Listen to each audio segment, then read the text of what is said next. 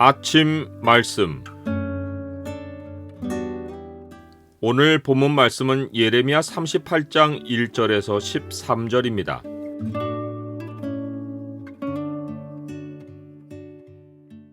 긍휼히 여기는 자는 긍휼히 여김을 받는다. 오늘 본문을 소망의 창으로 보면 진정한 용기와 긍휼이 무엇인지가 보입니다. 소망의 창을 보여주는 구절은 38장 9절입니다. 내 주 왕이여, 저 사람들이 선지자 예레미야에게 행한 모든 일은 악하나이다. 성중에 떡이 떨어졌거늘 그들이 그를 구덩이에 던져 넣었으니 그가 거기에서 굶어 죽으리다 하니. 주님은 산상수훈에서 팔복을 말씀하시며 긍휼히 여기는 자는 복이 있나니 그들이 긍휼히 여김을 받을 것이며 라고 하셨습니다. 본문에 등장하는 구수인 곧 에디오피아인인 에벳멜렉이 예레미야를 도운 일이 우리에게 긍휼히 여기는 것이 무엇인지의 본을 보여줍니다. 본장은 예레미야가 구덩이에 갇힌 또 다른 사건이 아니라 어제 본문에서 벌어진 예레미야의 투옥 사건과 구원을 확대하여 보여주는 기록입니다. 예레미야는 바벨론에 항복하라고 하며 친바벨론적 메시지를 전했기에 친애굽파 정치인들에게는 눈엣 가시였습니다. 예레미야는 하나님의 말씀이 언제나 역사를 다루고 계시기에 당시 현실을 향한 하나님의 말씀을 전하라고 하신 그대로 전한 것뿐이었습니다. 그런데 고관들에게는 하나님의 말씀이 엄청난 정치적 위협이었습니다. 그 고관들은 예레미야가 선포한 말을 하나도 놓치지 않고 다 듣고 있었습니다. 이것이 얼마나 아이러니인지 모릅니다. 하나님의 말씀을 누구보다 귀를 기울여 경청하고 예민하게 의미를 따져본 사람들이 가장 말씀에 대적하는 무리라는 사실 말입니다. 예수님의 말씀을 한마디도 놓치지 않고 예의주시하고 들었던 자들이 종교 지도자들이었는데 끝내는 그들이 예수님을 죽였습니다.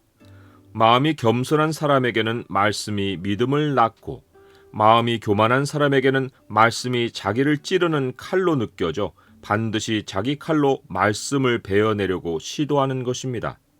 고관들은 시드기야 왕에게 예레미야를 고발하며 이 사람을 죽이라고 압력을 가했습니다. 예레미야는 바벨론 침공에서 백성이 어떻게 하면 살 수 있는지를 선포했는데 고관들은 그가 백성의 평안을 구하지 않고 재난을 구한다고 모함하며 어떻게 해서든 그를 죽이려고 했습니다. 시드기야 왕은 본디오 빌라도처럼 자기 손을 씻으며 고관들에게 예레미야가 너희 손 안에 있으니 나는 조금도 너희를 거스를 수 없다라고 하며 이 일에서 발을 뺐습니다. 마땅히 권한을 행사해야 하는 자리에서 가장 비겁한 일이 다른 사람에게 권한을 넘기고 책임을 회피하는 것입니다.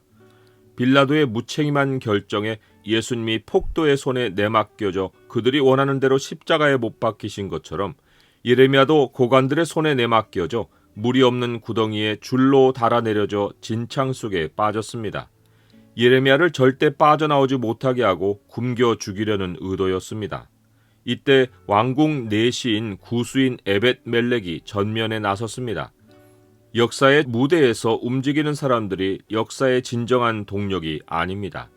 하나님이 쓰시는 사람은 은밀하게 숨겨져 있다가 정해진 때에 역사에 등장합니다. 하지만 그들의 특징은 자기 역할이 끝나면 주님을 흥하게 하고 스스로는 쇠하여 사라진다는 것입니다. 사울왕처럼 겸손히 역사에 등장했다가 자기 영광을 나타내고 지겹도록 전면에 나서다가 비참하게 죽는 것은 하나님 백성이 피할 최악의 모델입니다. 에벳멜렉은 대단한 지위에 있지 않았지만 이때를 위해 왕에게 나아갈 수 있는 가장 적합한 내시의 자리에 있었습니다. 이것이 하나님의 섭리입니다. 에벳멜렉은 예레미야를 개인이 아닌 선지자 예레미야로 보았습니다. 그는 하나님의 사람을 죽이려는 이 악한 일에서 하나님의 두려움을 느꼈습니다. 그는 이것이 사람에 대한 범죄가 아니라 하나님에 대한 큰 죄악이라고 생각했습니다. 동시에 그는 하나님의 말씀을 전했다는 이유로 구덩이에 갇혀 굶어 죽어가는 예레미야가 불쌍했습니다. 그의 마음에 예레미야를 도와야겠다는 긍휼이 강하게 일어났습니다. 에벳멜렉은 시급하게 움직이면서도 침착하고 담대하게 시드기야 왕을 찾아가 선지자 예레미야를 살려야 한다고 간청해서 허락을 얻고 30명과 함께 가서 예레미야를 구덩이에서 끌어내었습니다. 이 때문에 예레미야는 시위대 뜰에 머물 수 있었습니다. 하나님은 에벳멜렉이 하는 모든 일을 지켜보셨습니다.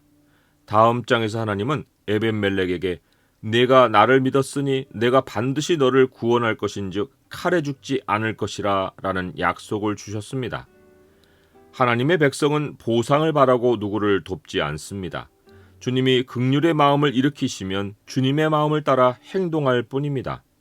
하나님은 우리가 주님의 마음을 따른 것인데도 우리 행함을 기억하시고 반드시 상을 주십니다.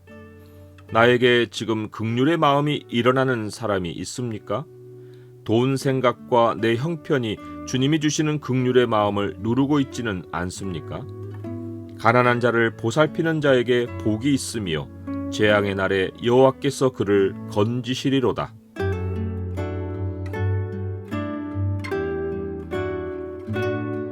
주님, 자기 목숨이 위협을 받는 것보다 형제의 목숨이 위험에 처한 것을 먼저 생각하고 긍휼을 베푼 에벳멜렉처럼 행동하게 하옵소서. 주님이 누군가를 향해 긍휼의 마음을 주시면 누르거나 미루지 않고 속히 실천하게 하옵소서. 예수 그리스도의 이름으로 기도드립니다. 아멘.